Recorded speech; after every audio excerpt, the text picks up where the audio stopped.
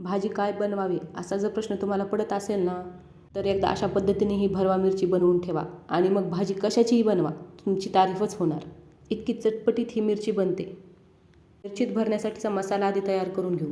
त्याच्यासाठी इथे मी 1 वाटी शेंगदाणे, अर्धी वाटी तीळ, पाव वाटी बडीशेप आणि 10-12 लसूण पाकळ्या छान भाजून घेतल्या. नंतर मिक्सरच्या भांड्यामध्ये थोडीशी चिंच, कोथिंबीर, गूळ, तिखट, हळद, मीठ आणि धने जिरे पावडर घालून दरदरीत असं वाटून घेतलं.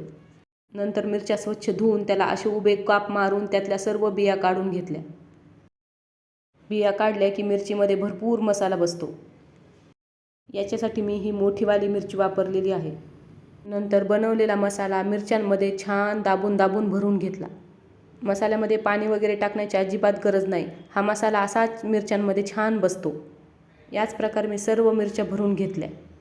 आंबट, गोड, तिखट मस्त चटपटीत अशी ही मिरची बनवून तयार होते. सर्व मिरच्या भरून झाल्या की कढईमध्ये थोडंसं तेल घालून ह्या मिरच्या घालून घ्यायच्या. उरलेला मसालाही त्याच्यावर घालून घ्यायचा. त्या मिरच्यांना न हलवता असंच झाकून ठेवायचं. मिरच्या छान एका बाजूनं परतल्या की मग झाकण काढून त्याला थोडंसं हलवून परत एकदा झाकून ठेवायचं. आणि मिरच्या छान सर्व बाजूनं परतून झाल्या की मिरच्या शिजण्यासाठी थोडंसं पाणी घालून परत एकदा त्याला छान वाफ काढून घ्यायची. पाणी घालून वाफ काढलं की मिरची छान शिजते. तर तयार आहे चटपटीत अशी भरवा मिरची. रेसिपी आवडली असेल तर व्हिडिओला लाईक, शेअर, सबस्क्राईब नक्की करा.